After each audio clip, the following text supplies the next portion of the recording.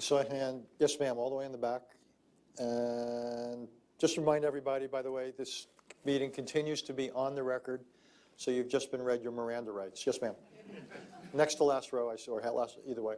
So I can't help you with the airplane, but CFR.org. No, I get it. Go to. But I don't want to acknowledge you guys are spying on the intelligence agencies. I just want to put one other issue on the floor before I get another question or two, which is Ukraine. This administration, unlike the administration you worked in, decided to provide limited defense articles to Ukraine. Do you think that was a wise decision? And more broadly, do you see any scope for any sort of a deal on eastern Ukraine?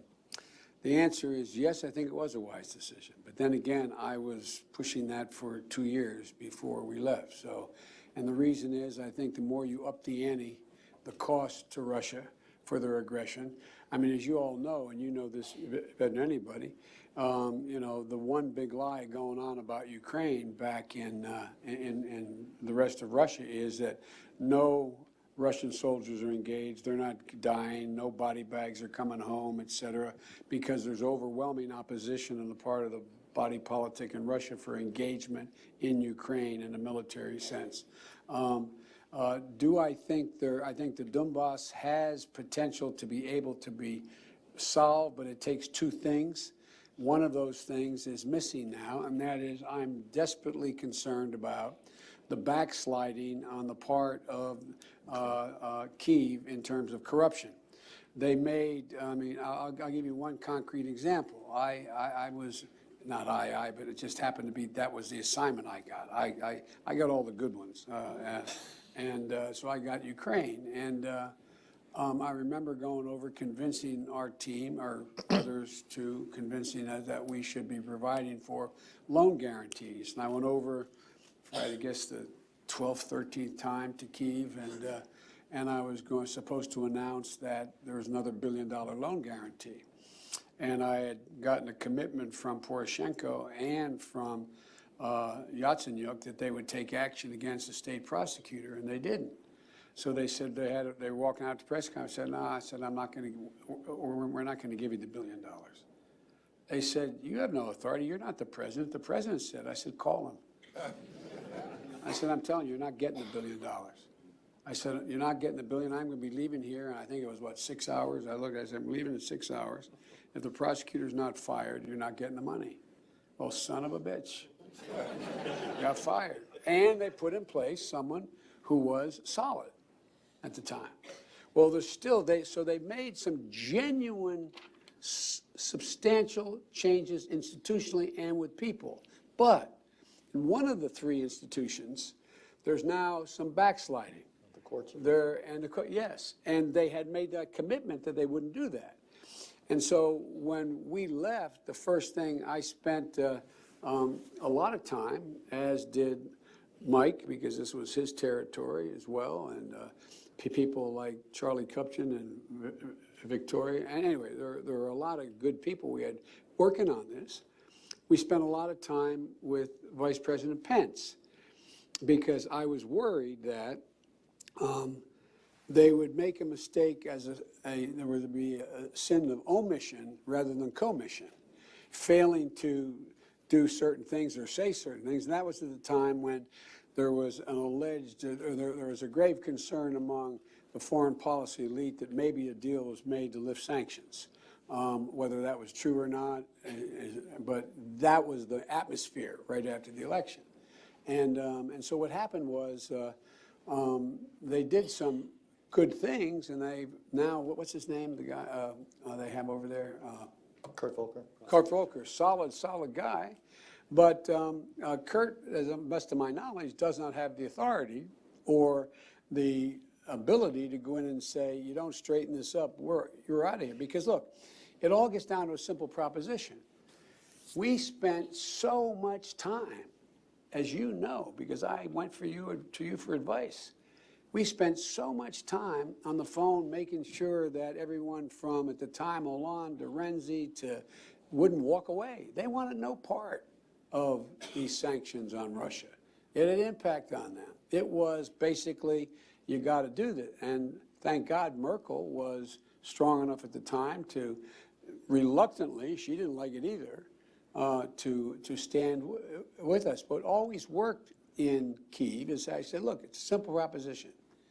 If, in fact, you do not continue to show progress in terms of corruption, we are not going to be able to hold the rest of Europe on these sanctions. And Russia is not going to roll across the inner line here and take over the rest of the country with their tanks. What they're going to do is they're going to take your economy down. You're going to be absolutely buried, and you're going to be done. And that's when it all goes to hell. But the best of my knowledge, and I have,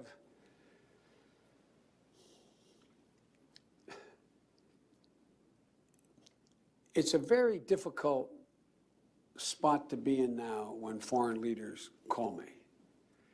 And they do, because I've never, ever, ever would say anything negative to a foreign leader, and I mean it sincerely, about a sitting president, no matter how fundamentally I disagree with them. And it is not my role to make foreign policy. But the questions across the board range from, what the hell's going on, Joe, to what advice do you have for me? And my advice always is I give them names of individuals in the administration who I think to be knowledgeable and committed, and I say, you should talk to so-and-so, you should. And what I do in every one of those times, I first call the vice president and tell him I received the call, tell him and ask him whether he has any objection to my returning the call, and then what is the administration's position, if any, they want me to communicate to that country. But the point is, there is no pressure that I'm aware of, correct me if I'm wrong, no pressure I'm aware of on the present leadership in Ukraine to hold them together to be able to continue what looked like was a real possibility of turning Minsk into something that was doable by being much tougher than Germany wanted us to be. But we were moving in that direction, but now it looks like the pressure's off, and it requires this day to day to day. Can I just jump in? This may be my only chance, but just on Actually, you're going to get something you didn't expect. You're going to get the last word. okay. Well, just on the Donbass, and I completely agree with everything the Vice President said, because I think that's actually the major issue right now, is helping Ukraine succeed. And if they don't succeed internally in terms of fighting corruption and establishing rule of law, then it's a lost cause. But on Donbass, I truly believe Putin's play here is to turn he would be happy with a negotiated resolution to the Donbass, but as long as the Donbass is turned into something akin to Republika Srpska in Bosnia. If he doesn't get that, we're going to see the low boil, we're going to see the fighting continue, and we're going to see, more importantly, the dirty money flowing into Kyiv to affect their politics. And they've got elections coming up in 2019. Yeah, I was, just as you know, in Russia, one of the things that constantly came up was a refrain very much along those lines, that in order for Russia to leave, the one thing Putin could never countenance would be on Russian TV reprisals against ethnic Russians on the Ukrainian side. That would be politically put him in an extremely difficult situation. This is not to defend Russian policy, but to explain it. Michael, By the way, I think there's a way we could have insisted that not happen with serious sanctions on our part against Ukraine if that occurred. I don't think that's real. I want to thank you. Take the last word, will you? That was the last word. I'm not going to live this down. I want to thank you, Michael Carpenter. I want to thank Vice President for three things. I want to thank him for doing this article in Foreign Affairs. I want to thank him for being with us today. And I want to thank him for, 4.5 decades of extraordinary service to this country of ours.